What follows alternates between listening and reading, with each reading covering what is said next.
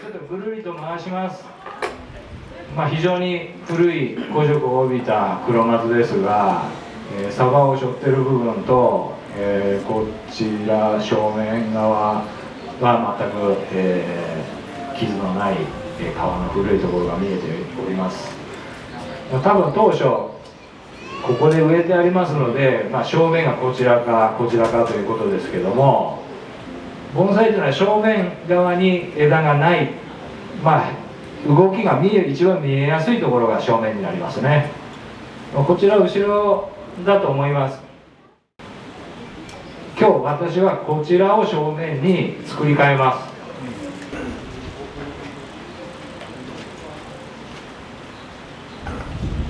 このようにですね、傾けることによって頭の位置の解消だったり、そういったことができます。それと、この角度で植えることによってまた木の流れというか動きが、上に立ち上がる単調なものよりもやはり躍動感だったりそういったものが出てくると思います。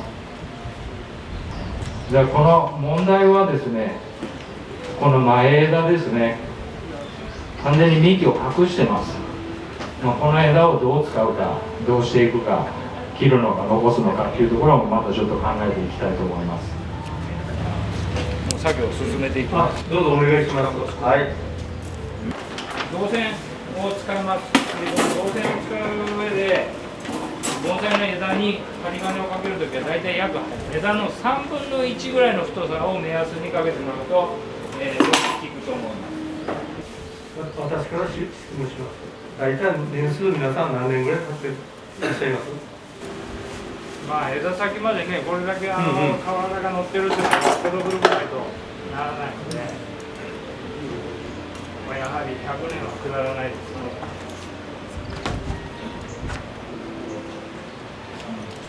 ね。いいですか。はい、どうぞ。今日こうやって開拓されて、はい、で今月で実形をこう前に傾けますよね。はい、で植え替えはやっぱ春まで待った方がいいんでしょうか。待った方がいいですね。やっぱ春まで待った方がいい。そうですね。はい。ありがとうございます。その間水管理がこの角度で大変であれば、こういうところに土手を作っておいて、土を足してあげて水が流れこぼれ落ちないようにちゃんと水の鉢の中に入るように、養生はしてあげてほしい。ありがとうございます。今からもう冬に入ってきますからね。そうしますともうね、養分がなかなか行きにくいので春まで待った方がいいということですね。ということは、場所にもよりますけど、地方にもよりますけども、2月の末、3月上中旬頃までと最高ですね。車となんかですね。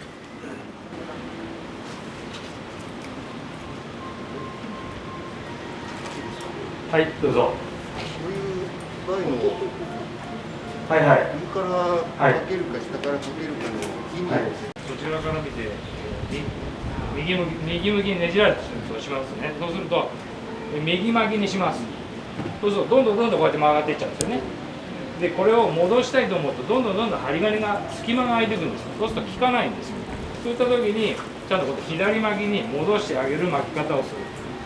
こういうふうになってる時は、下からかけてあげればこう戻るんですよね。こういうお互い向き合ってるような状態の枝が例えばあったとしたら上からかければこうやって広げられます。それを考えて巻く方向は考えて巻くんですけども、絶対にイレギュラーが出てくるんですよ。同じ方向にこちらも同じように下からしかかけられないと、こっちを戻したい、じゃあこちらも戻し逆にも同じ方向に戻したいって言った時に当然どちらか逆巻きになります。そういう時は枝をねじりたい方向にねじっといてかけてしまえばもうそのまま収まります。やっぱり銅線が一番いいですね。銅線はですね、一回曲げたら硬くなる。アルミ線はいつまでも柔らかいですけどね。臓器の場合にはもみじとかカエデとかこういうものについてはですね、やはりアルミ線。地方によってはですね、まだ鉄線安いもんですけど、今ものすごく銅高いんですよね。鉄線を使うところもあります。生産者ですけどね、これはね、例えば五葉松なんかで鉄線が巻いてあるところもあります。こういうふうにして下の方から、しかも大きい針がね大きい枝からかけていくということですね。この場合には、8番線から8番線ですね。8番線から使っておりますね。例えば小白をやるためには、大きい盆栽の場合は例えば8番6番ってめったに使わない8番10番12、14、16、18この辺りですね。小盆栽ミニ盆栽とかいう方は18から、順番にですね2つぐらい。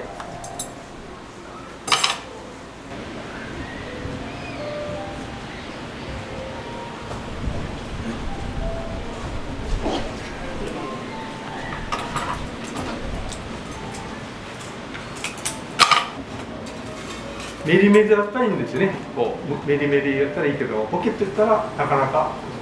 だけど私なんかの経験でもですね、これはまだ大丈夫ですけども、ポケットやってもいつまでも気になって触らないこと。あとは折れ具合なんですけど。大体黒松の場合は半分折れても大丈夫です。3分の1折れても大丈夫です。それ以上いったらもうアウトですけど、3分の1ぐらいだったら全然問題ないと思ってください。少々折れても気にすることなく、あんまりそれが時期が悪かったりする場合は、やはり養生が必要になってくるので、ハウスを管理してもらうとか、そういう方法は必要になってくる。枝の先端の方がですね、大体18番線をかけてますね。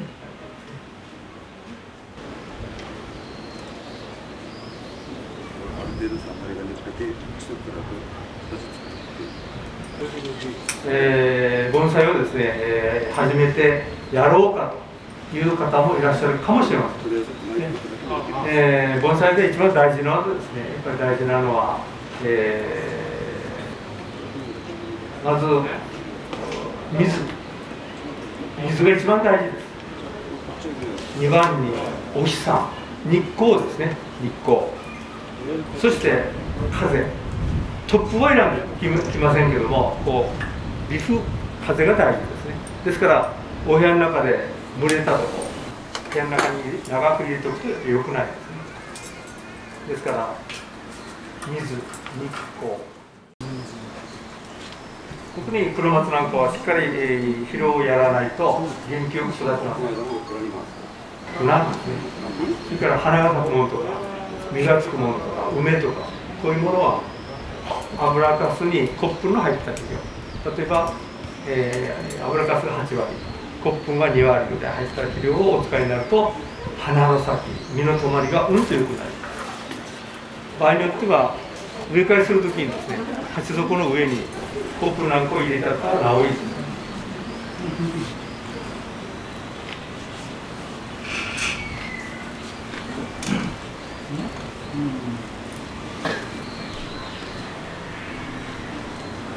これ2時間ちょっとでですけども、普通だったら1日か1日半かけてじっくり。そうですね、盆栽のね、一番この針金かけてるのが一番沈黙が長い時間なんで、あんまりこの時にね、ベラベラ喋ってやってるもんじゃないもんで、デモの時間の中で一番苦痛なんですよ、ここが。真剣勝負ですからね。見てる方。はい。なんで野本さんがいろいろ喋りますから。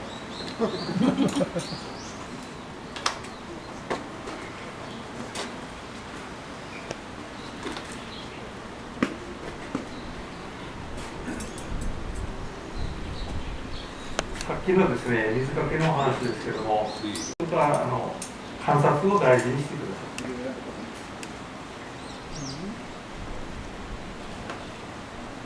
盆栽の場合は当然水がいらないのに水をあげてる、乾かないのに水をあげるってことは根腐れの原因になります。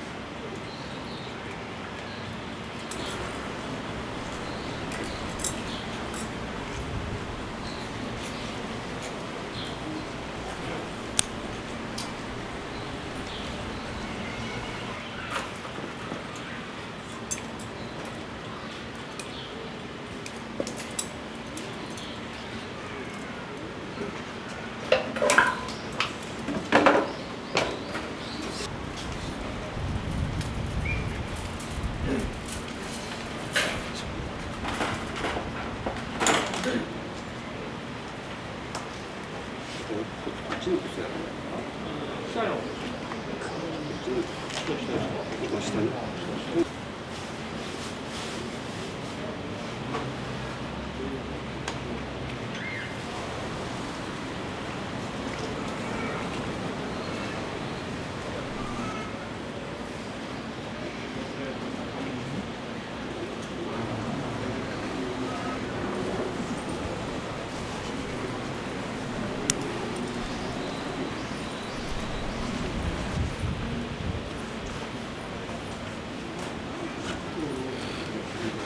これを振って使ってもいいんですけど、もうこれなんか絶対ダメですよ。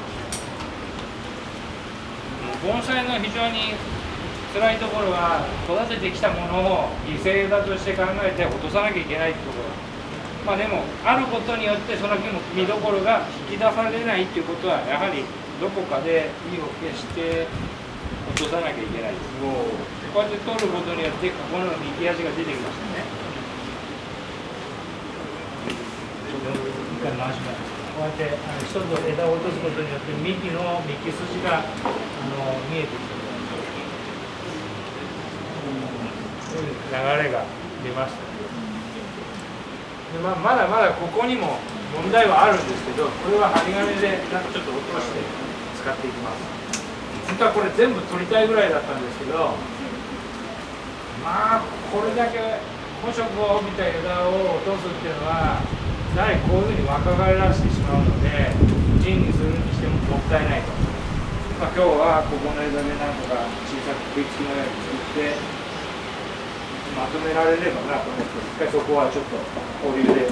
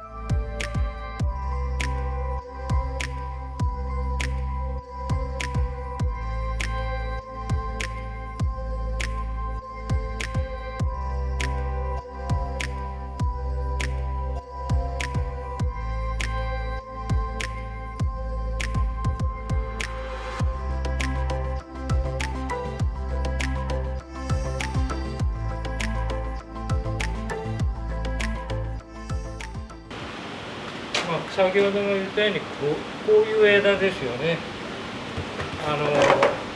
一番最後の枝が長いっていうのはちょっとだらしない。短くないことがいけない。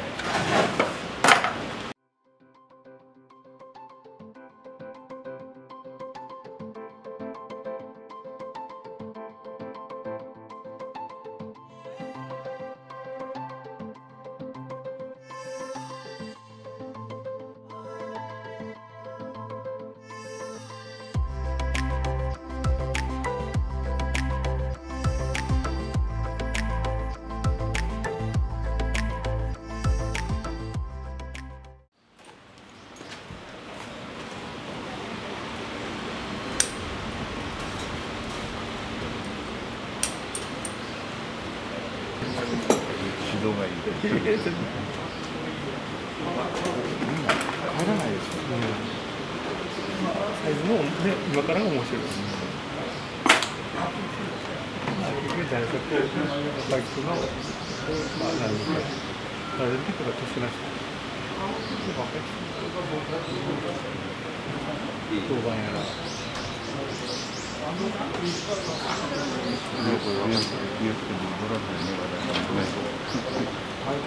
ならない。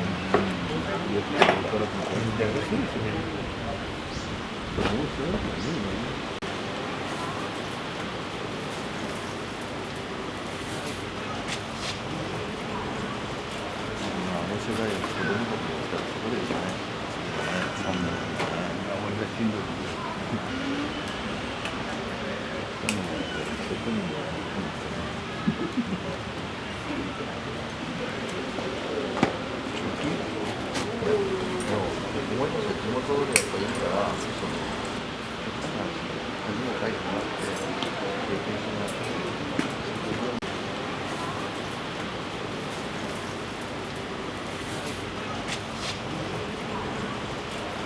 面白い来たらもうすごいですね。子供たちが来たらすごいですね。3年俺がしんどい。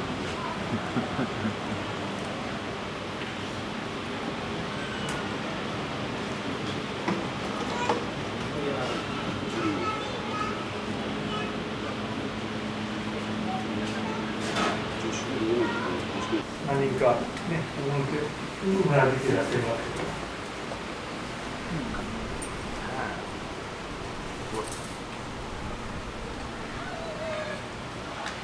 そういう意味でこちらのために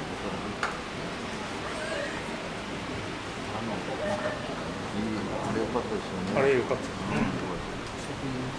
取り組いたら、大河先生のジャージ、心拍と黒幕ですね。完成した姿形がとても好きなんですけど、はい、リーダーの方のまた新しい世代から新しいリーダーが出て、そういう人たちの作り込まれたものっていうのは少ない、少ないというか、作り方自体が、見方自体、受け止め方、鑑賞の仕方自体も違うんですけど、似通ってはいても違うものなので、実際そこが同じか違うかって言ったら、根本は同じだと思います。やっぱちょっと感覚が違うっていうのはあると思います。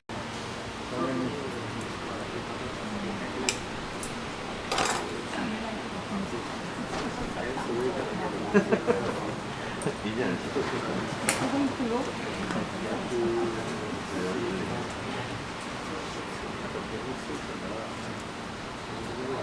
そうそうそう。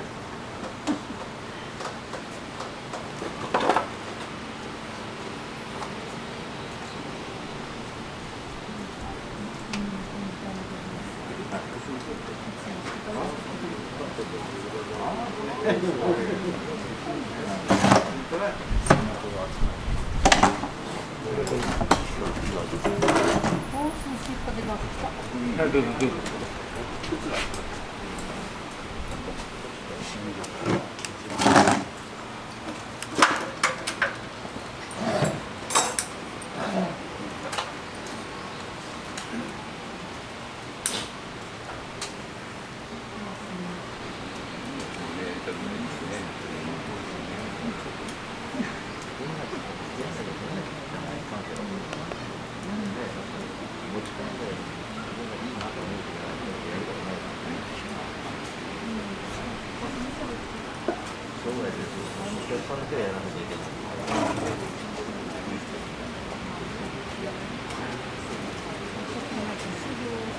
そうですよね。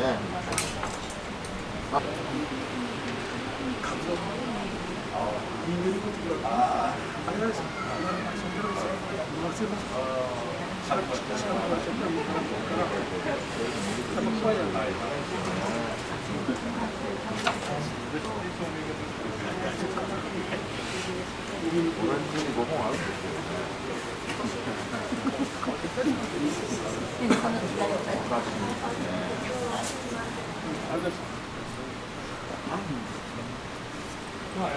極端に根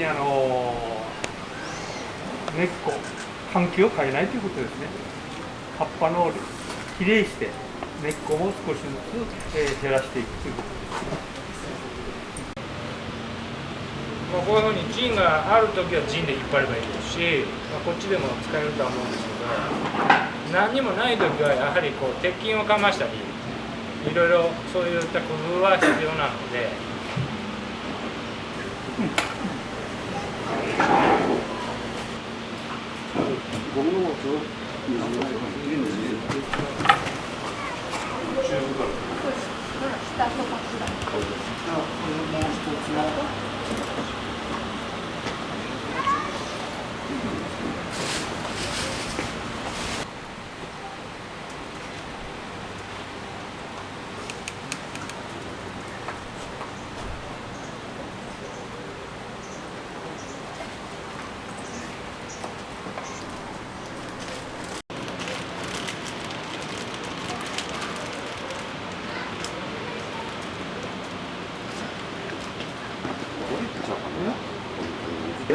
網戸のゴムですか今。はい網戸のゴムですか。そうです、網戸がゴムです。だからうち家網戸がないんです。全部使っちゃったから。全部使うからそのために針金をやっぱかけとかないと動かない。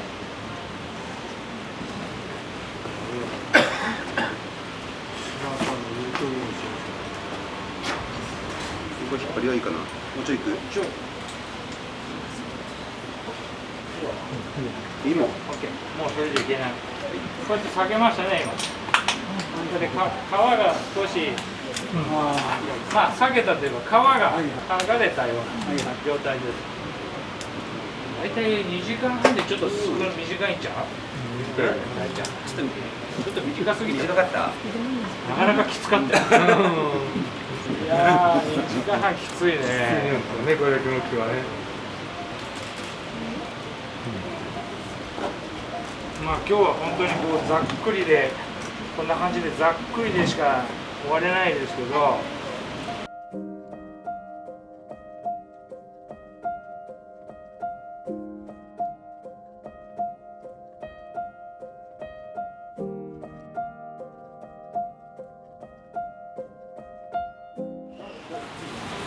これ何？これビデオ。ビデオ動画です。なんか言うの？いや大丈夫です。お疲れ様でした。お疲れ様でした。ありがとうございました。